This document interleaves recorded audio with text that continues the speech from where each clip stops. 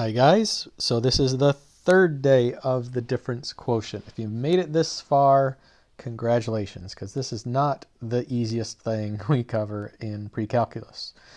All right, so today we're applying the difference quotient, which as you recall is basically just a slope formula, to radical functions. Now a radical function is a square root function. I've got one graphed on a calculator. If I can get my iPad, there we go, to pull it up. So you see here I have y equals the square root of x plus 4, and it is curved. It kind of shoots off to the right, but there is a curvature to it. So if you want to find the slope, you'd have to pick 2 points on the curve, which are going to be sort of, far apart, and then as you get closer and closer together, you eventually get down to 1 point, so you're finding the instantaneous rate of change like we saw in that very first little 5-minute video the other day. So that's the same process that we're doing here. Come on. Oh, I want to make this go away. Go away. There it goes. Okay. So also curved.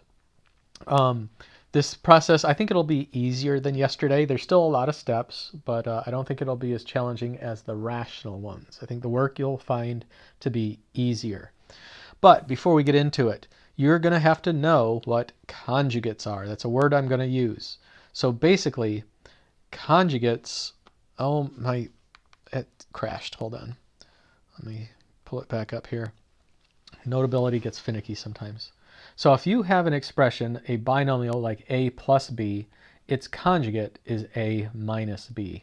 If you had something like 2 plus radical 3, its conjugate is going to be 2 minus radical 3. So you should have seen conjugates before in Algebra 2.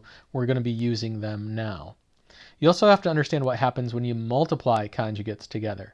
So I'm going to show you a plus b times a minus b. I'm going to do the whole FOIL method. First is a squared, outside is minus ab, the inside is plus ab, and the last is minus b squared. And what always happens when you multiply conjugates is the middle terms are opposites and they always cancel out. You get negative ab plus ab, so the final answer is a squared minus b squared.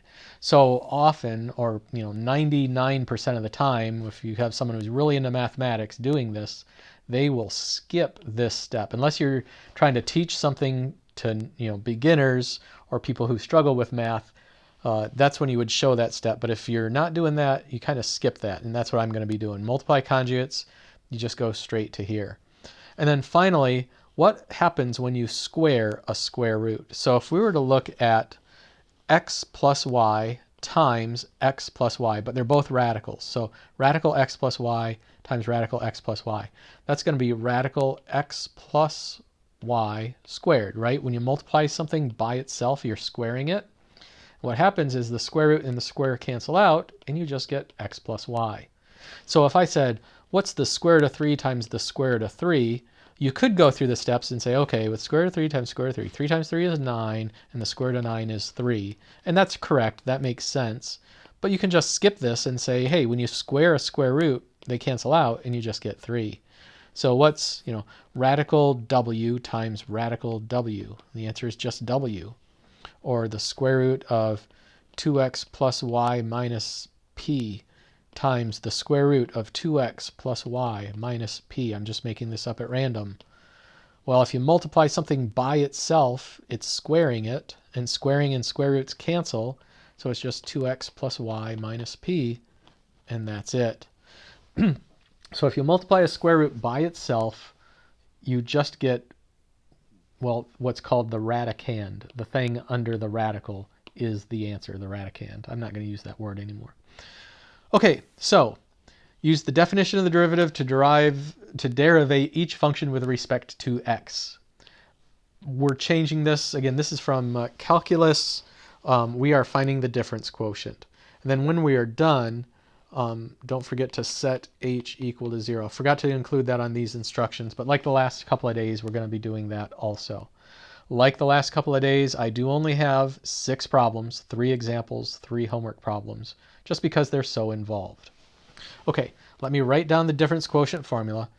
F of x plus h minus f of x all over h. The first thing you want to do, it's like I'm a broken record. I say the same thing all the time. The first thing you want to do is f of x plus h. Oh, by the way, this starts out y equals instead of f of x equals. No big deal. You still do it the same way. So this is going to be radical. Instead of x, we put x plus h plus 1. The second step is to set up the actual difference quotient. So you got your minus sign, your over h. The answer to the first step goes here. The original function itself goes here. And now we need to simplify that. So the question is, how do you simplify that? Well, I wrote it a little big. Let me write it a little smaller so I have more room to work. So at this point, I'm going to make a little note. I'm going to use red. This is probably the most important thing. Multiply top and bottom by the conjugate. So the conjugate, what are we going to multiply the top and bottom by? We're going to multiply the top and bottom by square root of x plus h plus 1 plus square root of x plus 1.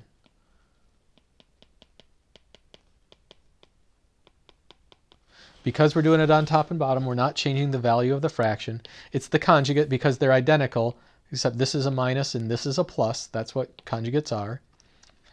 And now we're going to work this out. So on top, we could FOIL this all together. That's a thing you could do if you want to. But remember, when you multiply conjugates together, the middle two terms cancel anyway, all the time. So this and this are going to cancel. So don't even bother. All you got to do is the first and the last. Well, if we multiply the first together, square root of x plus h plus 1 times itself is squared. Then we multiply the last together. Negative square root of x plus 1 times positive square root of x plus 1. Negative times positive is negative square root of x plus 1 squared. Again, I'm skipping the outside inside because like I said up here, they always cancel anyway. So you can just skip that step. And then on the bottom, we have h multiplied by this whole thing, and I'm just going to rewrite it. H times square root of x plus h plus 1 plus square root of x plus 1. I'm not going to distribute the h and try to simplify it in any way. There's no point because stuff will cancel. Just like over the last few days, things are going to cancel. Speaking of canceling, like I said up here just a minute ago, what happens when you square a square root? Square a square root. They cancel. So that gives me, excuse me, x plus h plus 1 minus, now I do have to put this in parentheses, x plus 1. This minus sign right here applies to the x and the plus 1 after this cancels out. So you do have to have that there. The bottom, I'm just going to copy this down.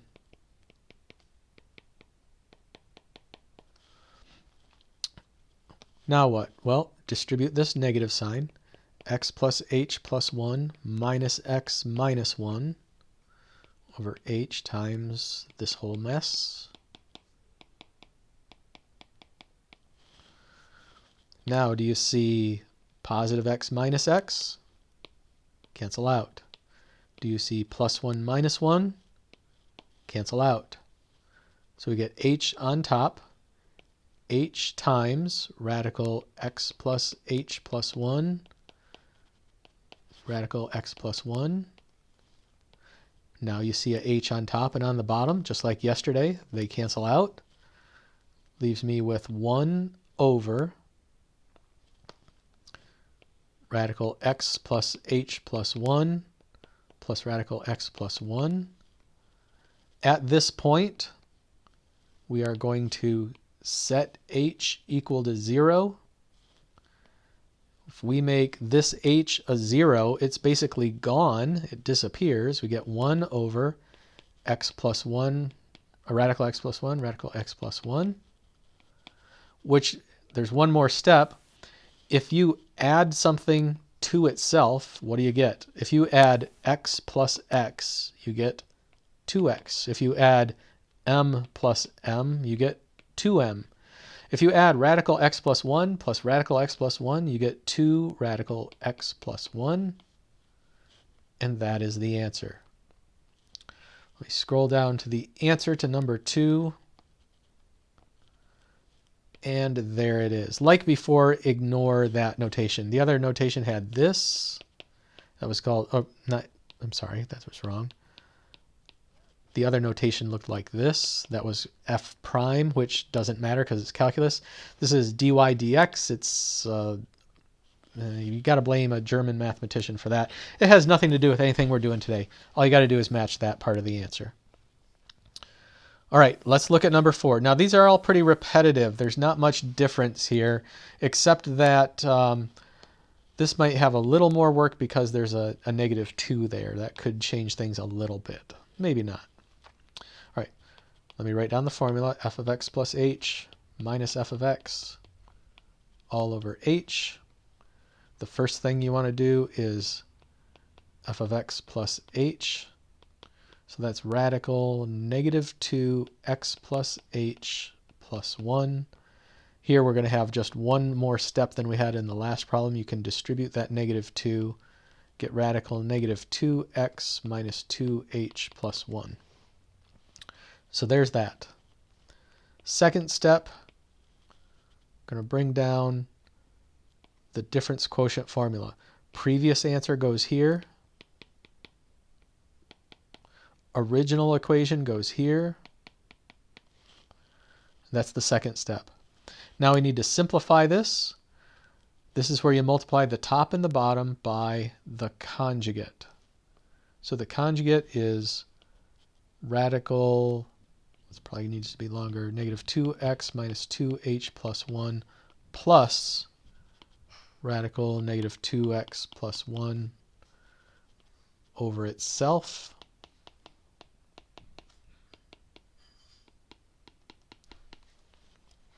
Okay, on the top, when we multiply this together, now watch, we can really shorten this up. First, when you multiply those, the radicals cancel, and you just get -2x minus 2h plus 1. The outside, inside are going to cancel anyway, so you can skip that. So for FOIL, first, outer, inner, last, you just completely skip the outer, inner. When we get to the last, this times this, again, the radicals are going to cancel out. We do have a negative times a positive, so that's going to be negative, and then -2x plus 1. I put that in parentheses because that negative is going to have to distribute in a future step. As far as the denominator goes, I do h times this whole thing, and I just copy that down. Oops.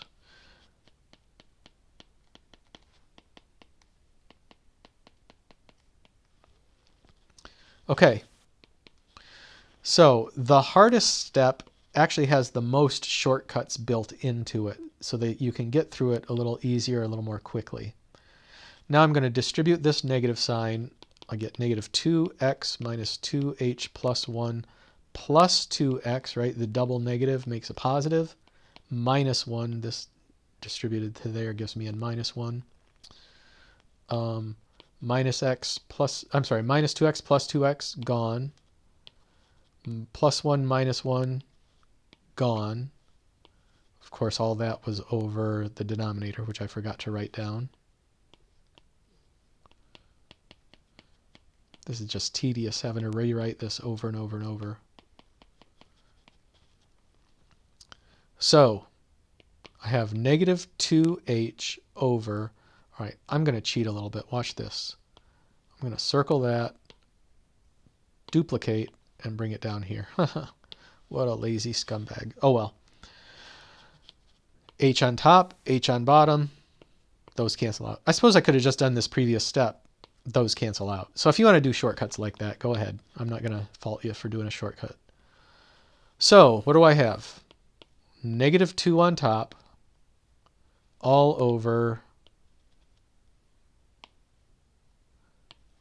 this on bottom. I no longer really need those parentheses. Now, make this h a 0. Remember, when you get to the end, after you can't simplify anymore, make the h a 0. So that gives me negative 2 on top, radical negative 2x plus 1, plus radical negative 2x plus 1.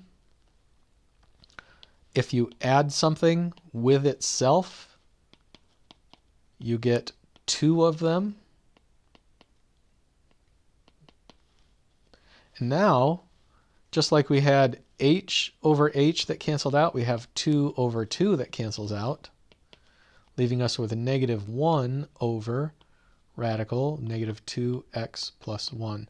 That negative sign, I transported it from being in the numerator to being out front of the fraction. That's a pretty standard thing to do with algebraic fractions. All right, let's check this. Wow, what if I'm wrong? Nope, we're good. The negative is out front there. Ignore that notation, doesn't matter to us in pre-calc. There we go. All right, let's look at the answer number 6 before I begin. This one is going to have a 3 on top, a 2 out front on bottom, and that. That's what we're shooting for. Let's see how this one works. Okay. Write down the difference quotient formula. Right there. First step, f of x plus h. We're going to rewrite this with x plus h plugged in. Not just plugged in, but I'm going to simplify it. So distribute there, 3x plus 3h minus 5. So there's my first step. Second step, write down the difference quotient formula. So it's got what? A minus sign on top and h on the bottom. The previous answer from step 1 goes here. The original function goes here. And there's that. What comes next? This is where we want to multiply by the conjugate. So the conjugate is just, oh, do you know what? Oh, this is so lazy. Watch this. For the conjugate, you duplicate this. Those of you using pencil and paper, I'm sorry, you can't do this.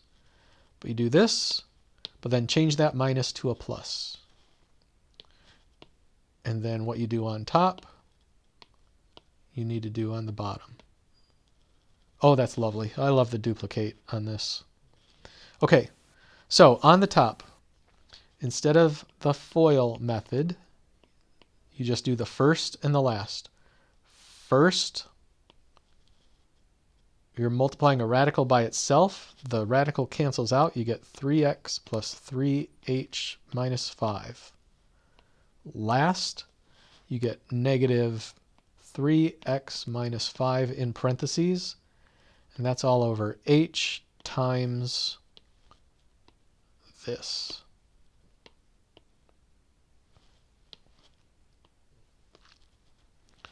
Okay, what happens on top? 3x plus 3h minus 5 minus 3x plus 5 all over this.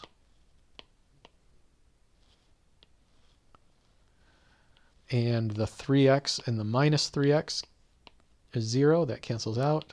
Minus 5 plus 5 is 0. That cancels out. That gives us 3h on top. And then this whole denominator on the bottom. H's cancel out. H divided by h, or 3h divided by h is 3. So those cancel out. Just leaves you with a 3. The bottom is radical 3x plus 3h minus 5 plus radical 3x minus 5. This is the point where you take the h and make it a 0. So we end up with, oops, getting ahead of myself here, 3 over radical 3x minus 5 plus radical 3x minus 5. When you add a thing with itself, you get 2 of those things. So it's 2 radical 3x minus 5. And that is as simplified as it can possibly get. Sometimes you look at these problems and you're like, how do I know when I'm done? Simplify it as much as you can. When you can't simplify it anymore, plug in a 0 for h, then simplify it some more until you can't simplify it anymore, and then you're finally done. And yes, that is the answer. Okay, so I'm leaving the other 3 up to you. Use my examples to help you as much as possible. Number 5 is going to be very similar to number 4. There's a subtle difference in there. So definitely look at my examples, use them to help. Show as much work as you can, but definitely use shortcuts. There's so many built-in shortcuts with this. I really would not expect you to write everything out. So good luck with this. As always, contact me with trouble.